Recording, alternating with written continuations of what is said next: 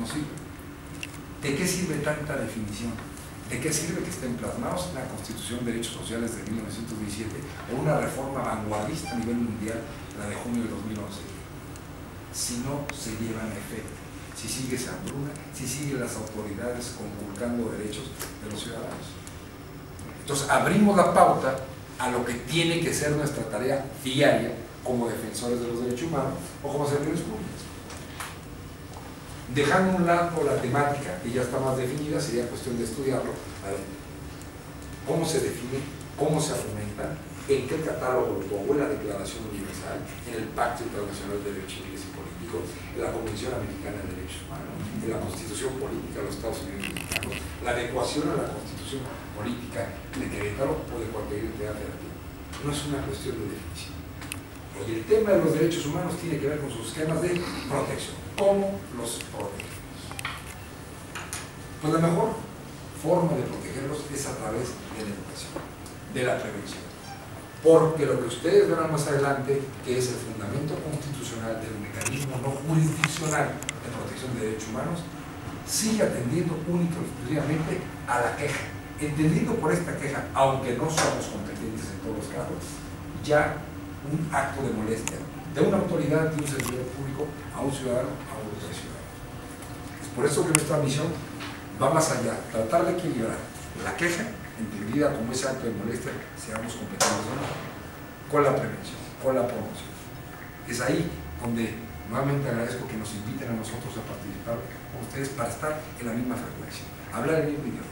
Y no cuando una comisión pública de derechos humanos, en este caso la de Querétaro, haga algún señalamiento, ponga a consideración del Tribunal de la Majestad en un caso, se sienta la autoridad ofendida o cualquier cosa.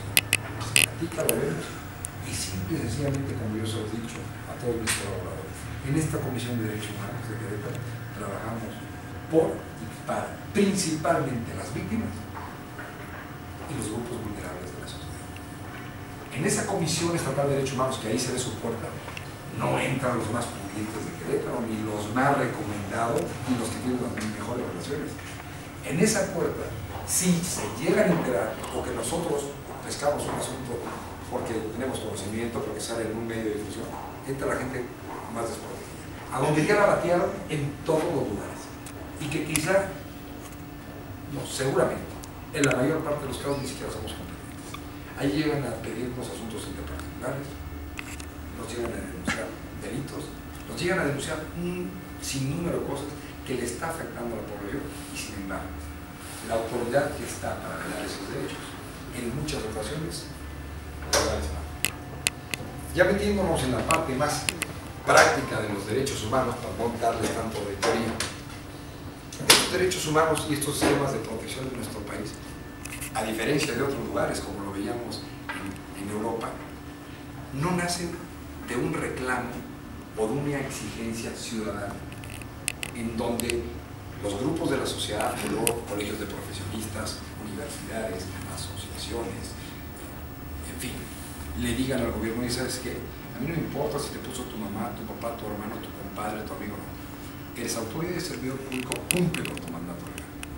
Porque si no lo haces, estás afectando mis derechos. Surgen los derechos humanos en nuestro país hacia finales de los años 90, una dirección de derechos humanos que tenía la Secretaría de Gobernación, dependencia del Ejecutivo Federal, a convertirse en un organismo desconcentrado de la propia Secretaría de Gobernación. Hoy la Comisión Estatal de Derechos Humanos es un organismo constitucional autónomo, con una autonomía de gestión, que lo estamos peleando, presupuestaria, personalidad jurídica y patrimonio. Así es como lo marca la reforma, como lo veremos. Pero no fue solito. En las 4 etapas que tengo perfectamente bien identificadas para cuestiones didácticas, en la primera etapa, la Comisión Nacional de los Derechos Humanos nace como un organismo desconcentrado de la Secretaría de Gobernación. ¿Qué quiere decir? Que el jefe de la Comisión Nacional de los Derechos Humanos, como lo veremos, es el presidente de la República. Vamos a analizar cada una de estas etapas posteriormente, pero ahorita se las enuncio de manera común. En esta segunda etapa, deja de ser un órgano desconcentrado y pasa a ser un órgano descentralizado hasta 1992. ya se menciona en la Constitución. Pero sigue siendo un órgano descentralizado del gobierno federal. Ustedes sabrán que la administración pública es centralizada y es descentralizada. Y del 92 al 99, fíjense nada más, todos estos años seguía siendo un organismo descentralizado, con una injerencia, como pasa en los 32 organismos públicos de derechos humanos en el país, o al menos queremos que no pase, una injerencia directa del gobierno federal. Es hasta la tercera etapa, en 1999, cuando se hace un organismo constitucional autónomo, independiente del Poder Ejecutivo federal, ni por ser desconcentrado, ni por ser descentralizado. Se vuelve un organismo constitucional autónomo. Luego, una cuarta etapa, por llamarlo así de manera más exponencial, viene la reforma constitucional de junio de 2011, que todavía no logramos muchos servidores públicos digerirla y sobre todo ponerla en práctica. ¿Para qué? Para ese reto que tenemos como servidores públicos, ya no de definirlos, ni ponerlos en la Constitución, ni en muchos tratados más. Ya están definidos. ¿Cómo los vamos a proteger? Todavía no llegamos a eso. Rápidamente les digo que cuando era un organismo desconcentrado, el decreto de creación del 5 de junio del 90, a principios de los años 90, el presidente de la República, Carlos Salinas de Gortari, quería ser secretario general de la Organización Mundial de Comercio. Pero al ser un organismo internacional decían, pero, y ahí en México, ¿qué rollo por los derechos humanos? Digo, se crea esto como una dirección o un órgano desconcentrado. Y el artículo primero dice, califica a la Comisión Nacional como un órgano desconcentrado, adscrito y dependiente de la Secretaría de Gobernación. ¿Cómo es posible que si el origen de las violaciones de derechos humanos, al menos en el concierto que se tiene, porque existe una autoridad en los tres ámbitos de gobierno, pero existe autoridad de servidores públicos, puede estar subordinado a uno de los poderes? ¿Con qué autonomía y discrecionalidad puede actuar si existe la mano del Poder Ejecutivo con independencia del partido político que representa?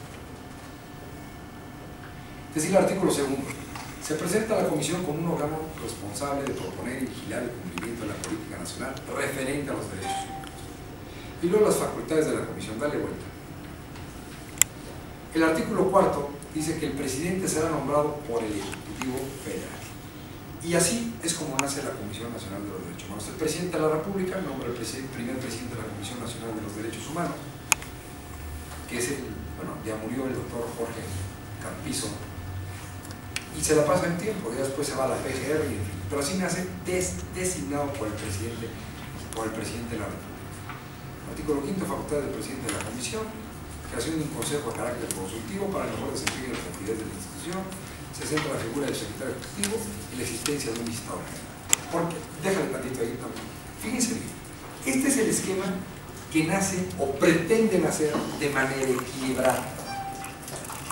Un visitador general, como nos vamos a dar cuenta más adelante, el visitador general es el servidor público que junto con un staff de profesionistas atiende todas las quejas que llegan a la comisión para darles trámite, independientemente de cuál sea la calificación que se les dé, de no competencia, de pendiente calificación, de una probable violación de los derechos. Se hace instrumentará mejor el jefe de orientación. Y una secretaría ejecutiva que se encargaba del área de promoción, de difusión de los derechos humanos. Me voy a adelantar un poco en la presentación.